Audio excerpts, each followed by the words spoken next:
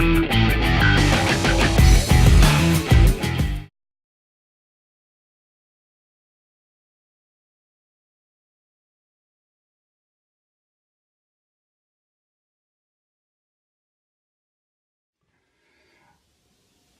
Wells, hi. Hello. How you doing? I'm quite good. Good. You've been tracking all week long. Castle, south of France. Mm-hmm. Lovely.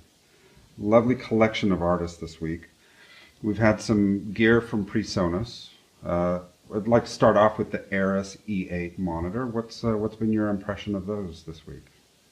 I have never used PreSonus monitors, and so, probably like everybody here that was producing tracks, I wasn't sure what I was walking into, and the minute we plugged them in, I immediately thought, oh, these sound really musical. I kind of feel like I know I've got my bearings here.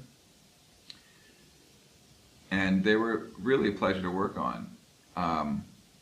And the real test is here at this event.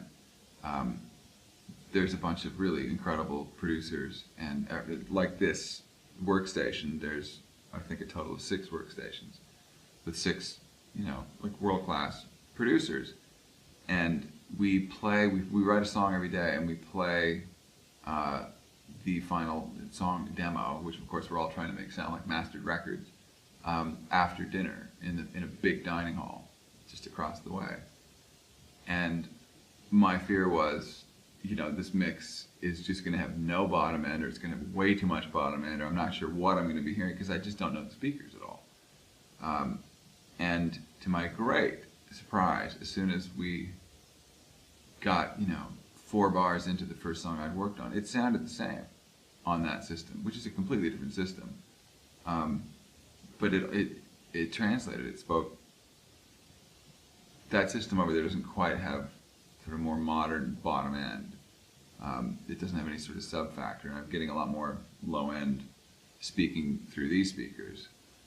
The speakers over in the dining hall are pretty old, I think. I think they're from the 70s even. Yeah, late 70s. They sound nice, but there's nothing much going on below probably 40 hertz, or maybe even higher. I think higher. I think, below 65, 70, it just disappears. Yeah. It's there, but it's quiet. Right. And so once I got past that, I thought, okay, I can really and so I just adopted that approach. Whatever sounds good here, whatever feels right here, especially when it came time to start putting stuff in the master bus as I'm mixing, like EQ and some compression and stuff. It always worked over there on playback. And I think everybody else had similar results. Yeah, definitely so.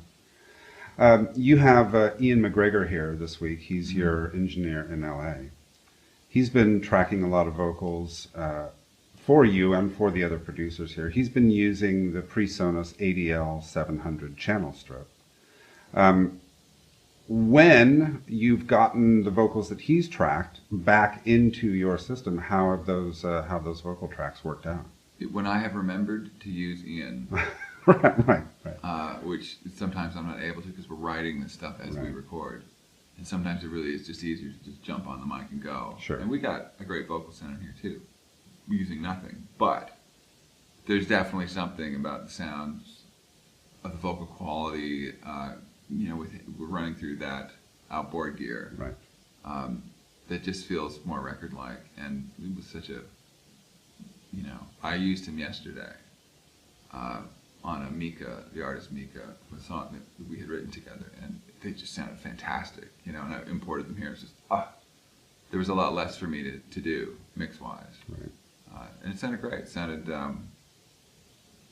frankly, kind of reminded me of vocal sounds I get in my studio with a whole bunch of different outboard gear, and it was a big help. Yeah, certainly the goal is to end up with mix-ready tracks when when you're running through a piece of gear like that. So Yeah.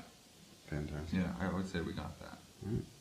Great. Well, thank you very much. Really appreciate it. You're very welcome. Thank you.